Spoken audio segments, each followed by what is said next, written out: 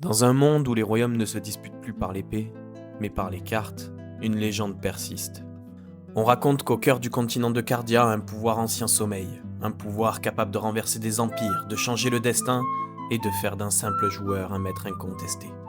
Mais ce pouvoir n'est pas donné. Il se mérite. À chaque duel, à chaque carte posée, à chaque stratégie dévoilée, les esprits s'affrontent, les nerfs craquent et les véritables champions se révèlent. Certains jouent pour la gloire, d'autres pour la victoire, mais rares sont ceux qui comprennent les vraies règles du jeu. Aujourd'hui, une nouvelle bataille commence. Bienvenue dans Duel pour Cardia.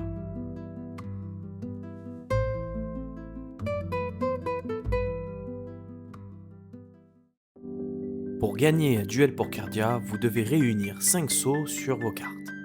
Tout d'abord, les joueurs vont récupérer les 16 cartes qui vont constituer leur paquet, reconnaissable à leur dos.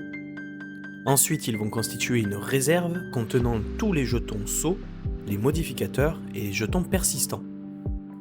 Ils vont piocher 5 cartes et poser une carte lieu face cachée à côté de la réserve afin de donner le sens de déroulement du jeu. Maintenant, comment se déroule un tour ?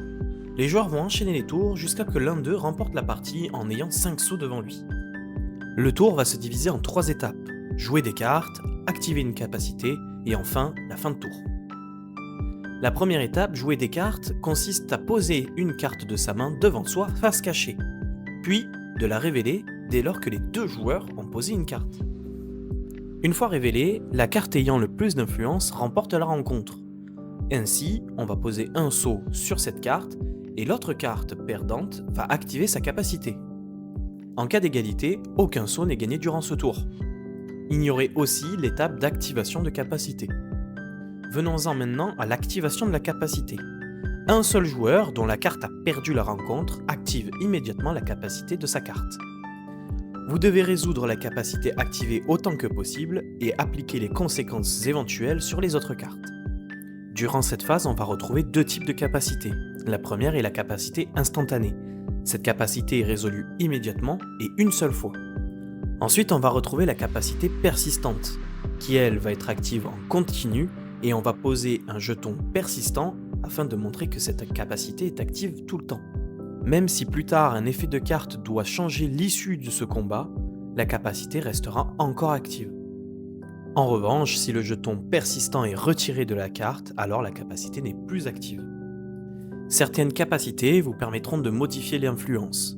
Pour cela, il y a des jetons, numérotés de 1 à 5, qui vous permettront, une fois posés sur la carte, de vous rappeler que l'influence est modifiée.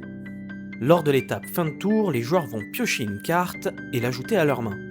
Si jamais leur paquet de cartes est vide, ils n'ont pas perdu la partie, ils continueront avec la main qu'ils ont en cours.